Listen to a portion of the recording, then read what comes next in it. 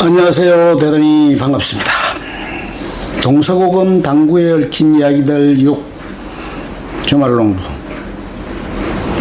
미국으로 간 당구 기술 발전과 게임의 변화. 1859년 미국의 디트로이트와 뉴욕에서 포켓이 없는 사구 시합이 최초로 개최되었다. 즉 본격적인 캐럼 당구 시대로 접어들게 된 것이다.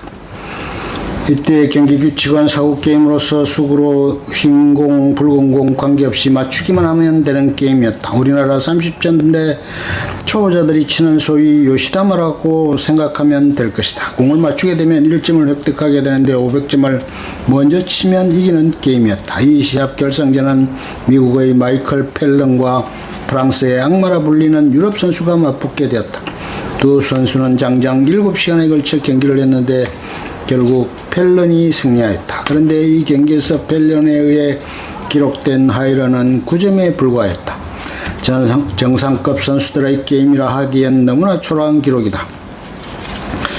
두 개의 붉은 공과 한 개의 흰 공을 합해 세 개의 공 가운데 2개 이상만 맞추면 되는 경기에서 세계 챔피언이라는 선수가 500점을 치는데 7시간이 걸리고 하이런 9점만을 기록하다니 지금 생각하면 어처구니 없는 점수이다. 그러나 그때는 기술도 발달하지 않았고 또 당구 용품도 변변치 않았으므로 그랬던 것 같다. 미국의 당구. 그러나 이 국제시합을 계기로 당구 기술은 급속도로 발달하게 된다. 초크와 팁 그리고 쿠션이라는 당구 용품의 획기적인 발전과 함께 새로운 테크닉이 급속도로 개발된 것이었다. 이 외에도 중요한 것은 새로운 시합 방식의 도입이었다. 지금까지 사구 게임은 수구를 제외한 나머지 3개의 공 가운데 2개만 치면 되니까 너무 쉬웠다. 그래서 새로 이 스트레이트 레일이란 게임이 도입되어 큰 인기를 얻게 되었다.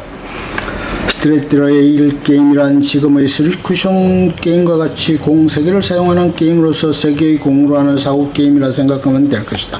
즉 수구로 쿠션에 관계없이 나머지 2개의 공을 치기만 하면 되는 게임이다. 미국의 당구. 스트레이트 레일 게임이 시작되면서 당구의 기술은 곧 눈부신 발전을 시작하였다. 바로 공을 모으는 기술이다. 제일 먼저 나온 것이 크로칭이라는 기술이다. 크로치란 사람의 양다리 가운데 즉 가랑이를 뜻한다. 당구에서 크로치란 당구대의 장축과 단축이 만나는 코너 쪽을 말한다. 크로칭 기술은 공을 크로치 즉 코너로 모아간 후에 공을 거의 움직이지 않은 상태에서 끝없이 치는 기술을 말한다. 펠런의 시합이 있은 지 얼마 후 세계 최초의 캐럼 당구 챔피언이자 과학적 당구란 책의 저자이기도 한 알버트 가니어는 한 시합에서 에버리지 12점, 하이런 113점을 기록하였다. 그런데 이후 나온 기록들에 비하면 이건 아무것도 아니다. 1931년 신화적인 선수로 알려져 있는 찰리 피터슨은 만 232점의 하이런을 기록하였다. 공을 모아치는 기술이 점점 발달하기 시작하였다. 이러한 공을 모으는 기술을 영어로 너스 테크닉이라 하는데 다양한 종류의 너스 기술이 발전하였다.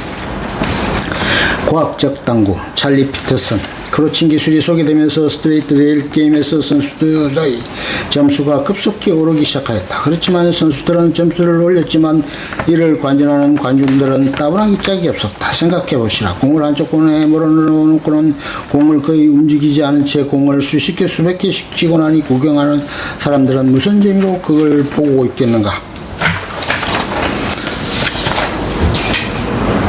크로칭 기술이 나오자마자 곧 당구협회는 크로칭 기술을 금지하였다. 크로칭 금지를 위해 도입된 룰이 보크라인이다. 보크라인이란 당구대 위에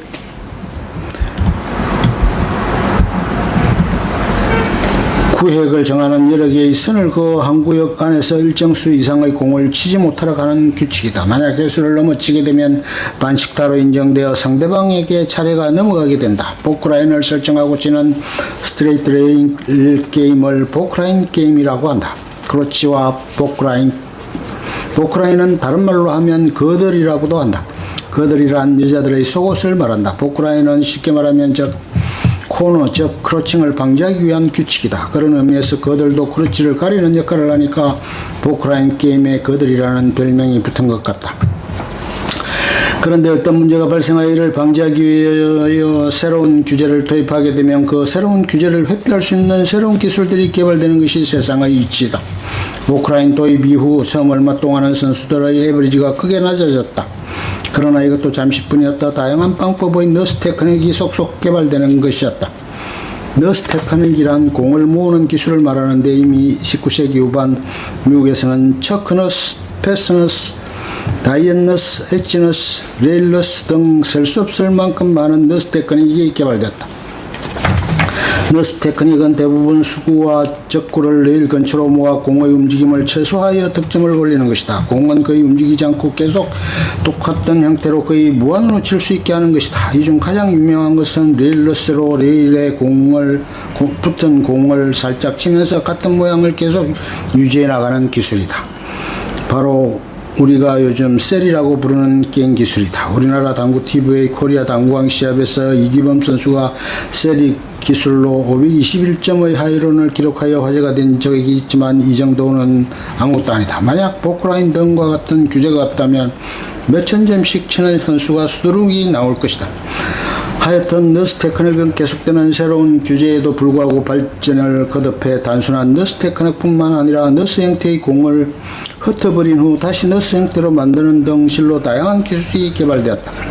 1869년 미국 당구대회 제이컵 세피는 크로칭을 금지한 포크라인 규칙 하에서 한 이닝에 590점을 득점하였다. 이러다 보니 관중들은 당구 게임에 흥미를 잃기 시작하였다. 생각해보시라. 똑같은 모양의 공을 살짝 건드리기만 하면서 끝도 없이 점수를 올리는 게임을 구경하자니 무슨 재미가 있을런지.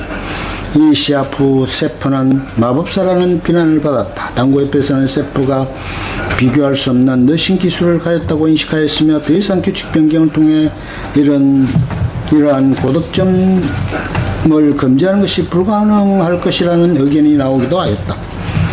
제이컵 세퍼 1893년 미국 시카고 시합에서 아이비스라는 선수가 앵커치기란 기술을 들고 나왔다. 앵커란 벼의 닫힐 뜻하는 단어이다. 앵커너스란 포크라인 규제를 피해 두 공을 포크라인 경계에 위치시킨 후 공을 거의 움직이지 않고 끝없이 치는 기술이다. 마치 배가 바다 한 곳에 닻을 내려 이랍니다. 이 앵커치기 기술이 나온 후 곧바로 이를 금지하기 위해 또 파크박스라는 새로운 규칙이 만들어졌다. 파크박스도 포크라인의 한 종류인 스트레이트 레일 게임이 이렇게 새로운 기술을 통해 공을 모아 대량 득점을 올리게 되자 캐럼 당구는 점차 재미없는 게임이라는 인식이 퍼지게 되었다. 그러다 보니 미국의 당구 팬들은 점차 스트레이트 게임에 대한 흥미를 잃게 되었다. 그리하여 점수를 올리기가 더욱 어려운 포크라인 게임, 밴드 게임, 원쿠션 게임, 쓰리쿠션 게임 등으로 게임 방식을 변화시켜 나가게 된 것이다. 그렇지만 이러한 게임 방식을 변화시켜 나갔음에도 불구하고 캐럼 당구의 인기는 급속히 시들어버렸다. 이러한 사정으로 미국에서는 스트레이트 레일 게임이 점차 종말을 맞이하게 되었다. 게임 기술의 발전이 게임에 대한 흥미를 떨어뜨리고 결국은 게임의 종말을 초래하게 된 실로 저군이 없는 상황이 벌어지게 된 것이다. 그렇지만 미국보다 늦게 스트레이트 레일 게임을 시작한 유럽에서는 여전히 이 게임이 계속되었다. 주로 포크라인 방식이나 파크박스 방식으로 게임이 이루어졌는데 이러한 규칙 아래서도 프랑스 선수 모리스 비그노는 1531점을 치기도 하고 미국 조지 스피어는 5041점의 하이런을 기록하기도 하였다.